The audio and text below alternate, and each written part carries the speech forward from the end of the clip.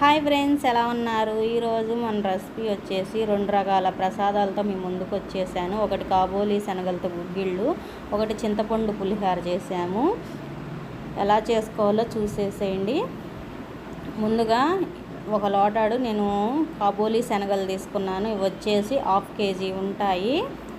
వీటిని శుభ్రంగా క్లీన్ చేసుకొని వాటర్ పోసుకొని నానబెట్టుకోవాలి. ఇది వచ్చేసి కనీసం 6 గంటలన్నా నానితే మనకి అప్పుడు చక్కగా గుగ్గిళ్ళు బాగుంటాయి టేస్ట్. ఇదిగోండి 6 గంటల తర్వాత శనగల్ని శుభ్రంగా కడిగి పెట్టుకున్నాను. ఇదిగో నేను చూపిస్తున్నట్టు ఇలాగ నానాలి. నానిన తర్వాత ఒక గిన్నెలో ఇవి శనగలన్నీ వేసుకుంటున్నాను. కాబోలి శనగలు వేసుకొని వాటర్ పోసుకొని గ్యాస్ పొయ్యి మీద పెట్టుకుంటున్నాను.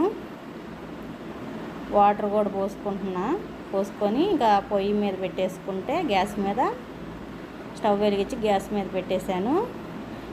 ఇప్పుడే మనం ఉప్పు అది వేసుకోవాలి. వచ్చేసి ఒక 3 స్పూన్లు ఉప్పు దాకా వేసుకుంటున్నాను. మనకి ఇంకా ఎక్కడ ఉప్పు వేసే పర్లేదు. ఇప్పుడే ఉప్పు వేసేసుకుంటున్నాను నేను. 3 స్పూన్లు పట్టింది.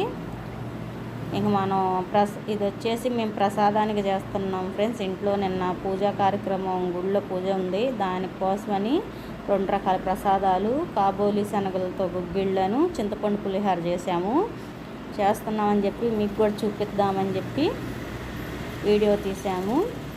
ఇదిగోండి ఫ్రెండ్స్, శనగలు ఉడికినాయో లేదో ఒకసారి చూద్దాము.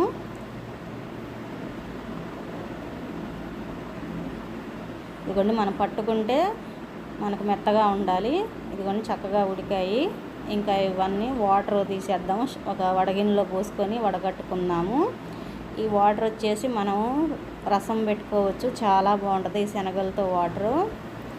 ఇంకా పోపు వచ్చేసి ఒక బాండీ పెట్టుకొని కొంచెం ఆయిల్ వేసుకొని ఒక 2 స్పూన్లు పచ్చిశనగపప్పు వేసుకున్నాను. ఒక 2 స్పూన్లు ఆవాలు వేసుకుంటున్నాను. ఇప్పుడు ఒక 5-6 ఎండుమిర్చి సన్నగా ముక్కలుగా తుంచుకొని వేసుకున్నాను. ఒక 2-3 పచ్చిమిర్చి సన్నగా తరిగేసుకున్నాను. వేసుకొని పోపుని సిమ్లో పెట్టుకొని వేయించుకుందాము. మాడకోకుండా వేయించుకోవాలి. కొద్దిగా జీలకర్ర వేసుకున్నాను. ప్రసాదాలు కాబట్టి మనం వెల్లుల్లి, ఉల్లిపాయ ఏమీ వాడతలేదు. ఇప్పుడు కరివేపాకు కూడా వేసుకున్నాను. పోపు అంతా బాగా ఎర్రగా వేగాలి. ఈ కాబోలి శనగల్లో గుగ్గిళ్ళు చాలా బాగుంటుంది, త్వరగా అయిపోతుంది ప్రసాదాలప్పుడు. ఇప్పుడు పోపు బాగా వేగిన తర్వాత ముందుగా ఉడకబెట్టుకున్న కాబోలి శనగల్ని వేసుకోవాలి. పోపులో వేసుకొని ఆ పోపు అంతా శనగలకు పట్టేలా బాగా కలుపుకోవాలి. బాగా కలుపుకొని లాస్ట్లో కొత్తిమీర వేసుకొని దించేసుకోవడం. అంతే ఫ్రెండ్స్, కాబోలి శనగలు రెడీ అయింది ఒక ప్రసాదం. ఇప్పుడు వచ్చేసి చింతపండు పులిహోరకి 1 kg బియ్యం తీసుకున్నాను. ఇది వచ్చేసి 100 గ్రాములు చింతపండు. కొంచెం నీళ్లు వేడి చేసుకొని వాటర్ పోసుకున్నాము. నేను బియ్యం కడిగి పొయ్యి మీద పెట్టుకొని అన్నం వండేసుకున్నాను. చేసి కొంచెం వాటర్ వేసుకుంటే మనకు చింతపండు తొందరగా నానిన తర్వాత ఆరేగిన తర్వాత మనకి గుజ్జంతా తీసుకొని పక్కన పెట్టుకోవాలి. అన్నం ఉడికిన తర్వాత అన్నం మొత్తం నేను ఒక బేషన్లో వేసుకున్నాను ఆరబెట్టుకోవటానికి. ఇంకా పోపు వచ్చేసి ఒక బాండీ పెట్టుకొని ఆయిల్ వేసుకున్నాను. ఒక అరకప్పు ఆయిల్ వేసుకొని ఒక అరకప్పు పల్లీలు వేసుకున్నాను. ఒక 2-3 స్పూన్లు పచ్చిశనగపప్పు కూడా వేసుకున్నాను. ఒక 3 స్పూన్లు ఆవాలు వేసుకున్నాను. పోపు అంతా చక్కగా మనకి ఎర్రగా వేగాలి. కొంచెం జీలకర్ర వేసుకున్నాను. మాడకోకుండా వేయించుకుందాము. ఒక 10 పచ్చిమిర్చి కూడా వేసుకున్నాను. ఒక 5-6 ఎండుమిర్చి కూడా వేసుకొని మీడియం ఫ్లేమ్లో పెట్టుకొని వేయించుకోవాలి. పోపు మాడితే పులిహోర టేస్ట్ అంతా పోయిద్ది. చక్కగా చూసుకొని వేయించుకోవాలి. వేగిన తర్వాత కొద్దిగా కరివేపాకు వేసుకొని వేయించుకుంటున్నాను. ఇప్పుడు ఒక స్పూను పసుపు కూడా వేసుకుంటున్నాను. ఆయిల్లో వేసుకొని బాగా కలుపుకొని ఈ పోపు అంతా అన్నంలో వేసేస్తున్నాను.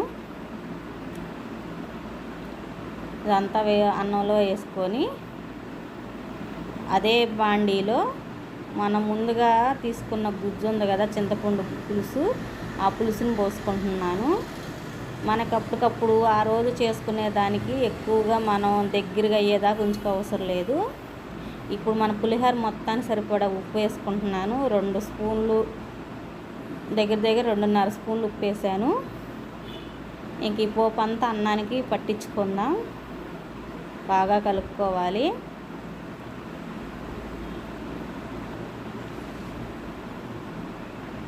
బాగా కలుపుకొని తర్వాత మనకి పులుసు వచ్చేసి చింతపండు పులుసు మనకు దగ్గరగా అవసరం లేదు. ఇప్పుడు నేను చూపిస్తున్నట్టు ఇలాగుంటే చాలు. ఒక 2 పొంగులు వస్తే చాలు ఫ్రెండ్స్. ఇంకా దీన్ని మనం అన్నంలో పోసేసుకుందాము. ముందు కొద్దిగా వేసుకొని ఆ చింతపండు మొత్తం పులిహోరకి అదే రైస్కి పట్టేలా బాగా కలుపుకోవాలి. తర్వాత ఉన్నది కూడా వేసుకొని నేను మొత్తం కలుపుకున్నాను. మనకి ఆ రోజుకి చేసుకునేటట్టయితే ఇలా ట్రై చేయండి, చాలా బాగుంటుంది. పులిహోర రెడీ అయింది. లాస్ట్లో కొత్తిమీర చల్లుకున్నాను. అంతే ఫ్రెండ్స్. నచ్చితే